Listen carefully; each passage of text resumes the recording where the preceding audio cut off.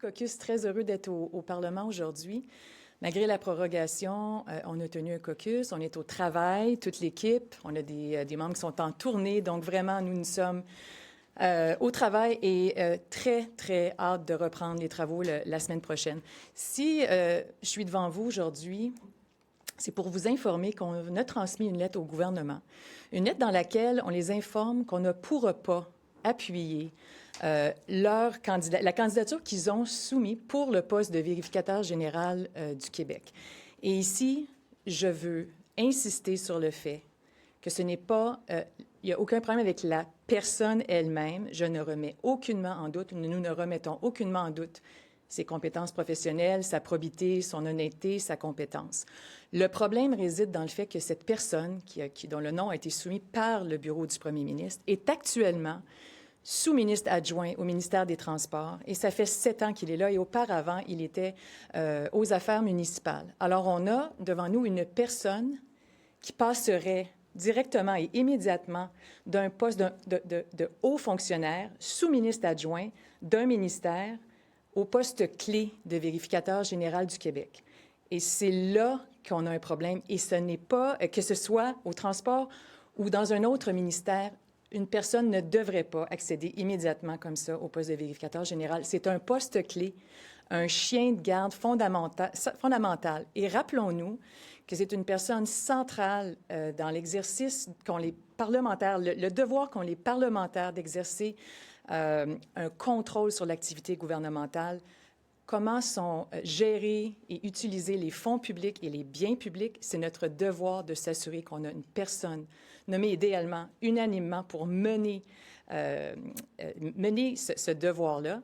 Et donc, ce qu'on demande au gouvernement, c'est de reculer et de réfléchir au processus et de s'assurer que dans l'avenir, donc, ni maintenant, ni dans l'avenir, qu'on soumette le nom d'une personne qui arrive directement de la haute fonction publique. Réfléchissons, et nous, on a l'intention de déposer un projet de loi en ce sens-là, réfléchissons à une période tampon qui assurerait une saine distance. Parce que la personne, peu importe ses qualités, son honnêteté, elle aurait ici à auditer, à enquêter, à vérifier essentiellement son propre bilan et celui de ses collègues. On sait très bien que la personne dont le nom nous a été soumis ne travaille pas en silo. Il est au courant de plusieurs mandats, plusieurs dossiers. Il parle à des collègues, pas juste au sein de son propre ministère, mais auprès d'autres ministères. Donc voilà, la lettre a été transmise. Nous avons mis en copie des représentants de tous les partis. On leur tend la main. On pense qu'ils vont adhérer aux principes qu'on met de l'avant aujourd'hui. Et on aimerait travailler avec eux pour justement revoir ce processus-là et s'assurer que les candidatures qui sont mises de l'avant respectent ce principe et cette saine distance. Encore une fois, pour protéger l'institution qui est le vérificateur général, il ne doit y avoir aucun doute dans l'esprit de la population quant à l'impartialité, quant à l'indépendance de cette fonction. La confiance des Québécois en ce moment avec le gouvernement de François Legault, elle est ébranlée. Alors, on ne veut pas d'aucune façon effriter davantage cette confiance. Et c'est dans cette optique-là qu'on demande au gouvernement de reculer et de soumettre une autre candidature et d'aller plus loin et de réfléchir à un processus adéquat. Merci. Donc, il y a un risque, à votre avis, pour l'indépendance et l'impartialité? Absolument, absolument. Écoutez, à sa face même, il y a une perception de conflit d'intérêts, il y a un conflit d'intérêts. Et je ne vois pas comment on pourrait rassurer les Québécois que, de un, toutes les enquêtes, tous les audits, toutes les vérifications seront faites.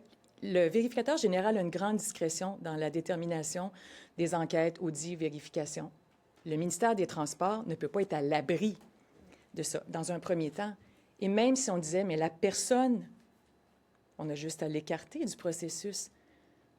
Moi, je pense que juste poser la question et mettre ces éléments-là de l'avant démontre que ça ne fonctionne pas. On ne peut pas s'attendre à ce que la personne soit à la hauteur de l'impartialité, de l'indépendance que requiert l'institution du vérificateur général. Excusez mon inculture en la matière, mais donc ça n'arrive pas normalement que la personne passe directement dans la fonction? Bonne question. Donc nous, dans les dernières semaines, on a fait des recherches. On a fait des recherches sur les précédents. On a fait aussi, une étude approfondie de la loi, des codes qui s'appliquent au bureau du vérificateur général. Mais pour répondre spécifiquement à votre question, dans les 50 dernières années, on se rappelle que la personne est nommée pour 10 ans. Donc, on est retourné 50 ans en arrière, puis on a réalisé que jamais une personne est passée directement d'un poste de haut dirigeant, haut fonctionnaire, au poste de vérificateur général. C'est arrivé dans les années 80, M. Châtelain, qui avait été haut fonctionnaire au Québec, mais il est passé par le bureau du vérificateur général du Canada avant de revenir au VGQ. Donc, il y avait comme une période de temps, si ma mémoire est bonne, de 7 ans. Donc, essentiellement, ça ne se fait pas. Et c'est surprenant et décevant que le gouvernement procède de cette façon-là. Nous, on trouve que c'est irresponsable.